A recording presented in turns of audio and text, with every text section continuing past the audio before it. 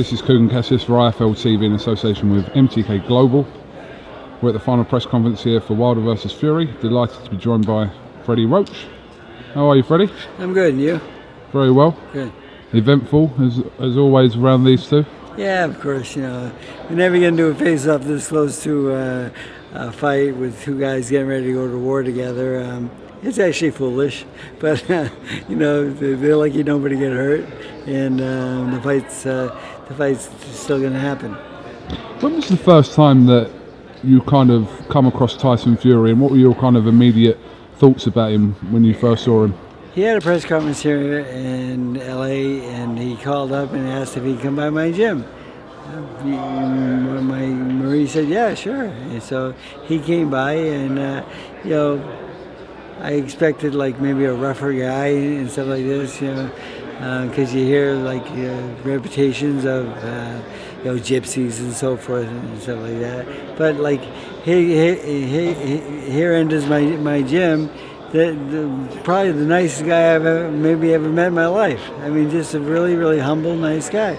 You know, he took pictures with everybody, and everyone was happy to meet him and so forth. And then he was going up to Big Bear to start training, and you know, I didn't think that would last long because Big Bear is quite boring. It's just it's a good place for a training camp, but just not a lot to do, you know, and so forth.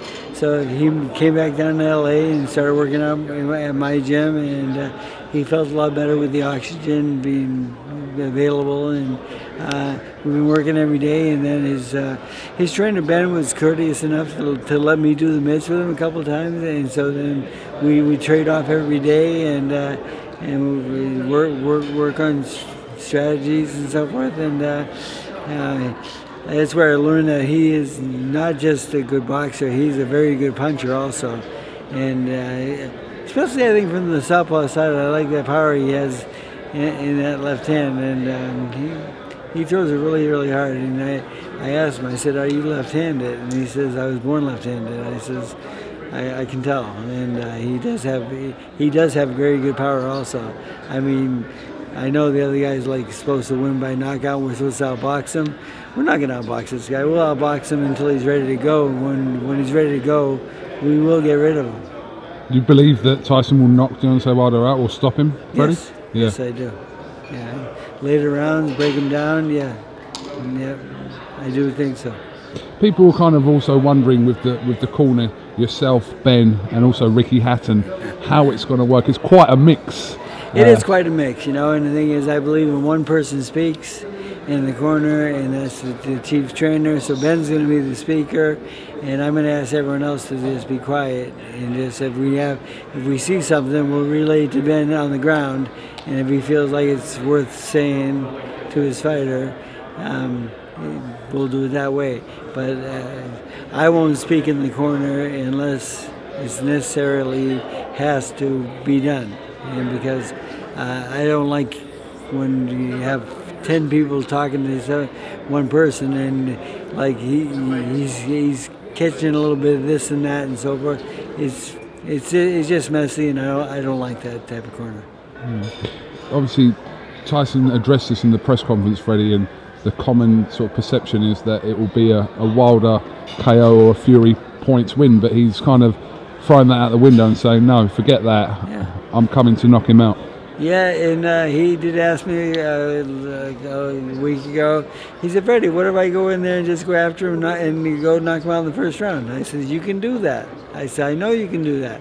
I said, but I think there's a smarter way to do it, you know, and less dangerous. And he said, yeah, you know, but boxing's dangerous. We all know that. We accept that going into the fight. So I didn't take it away from him. I didn't give it to him. But the thing is, if he feels that in the first round, I welcome him to go, because I still say I have the better puncher, and I think they're underestimating our power. They think we're just a mover and a boxer, but he's much, much more than that. One more question, Freddie. This is very hypothetical, but if there's a situation where Tyson Fury was to fight Anthony Joshua, how would you see that fight going, Freddie? You know, Joshua's a friend of mine. I like Joshua. I met him, and he wrote me a letter once, and he's a nice guy and so forth. And I like both guys really a lot. And obviously, I would be loyal to whoever's corner I'm in. And at this point, it's going to be Tyson's. So one thing I think I did say this, that one thing about people, anyone who underestimates Tyson are fools, because he is much better than people think. And that fight is like a 50-50 fight to me, and whoever comes out with the best game plan is going to win. And, Wilder, he's getting a little bit too big muscular-wise and so forth, I feel, and he has trouble carrying that weight, and that's why he's getting tired in the later rounds, I feel. He hasn't looked that great in his last 2 fights. Not long to find out. We will find out soon, yes. Freddie, thank you very much for your time. I know you've got a few more interviews to do today.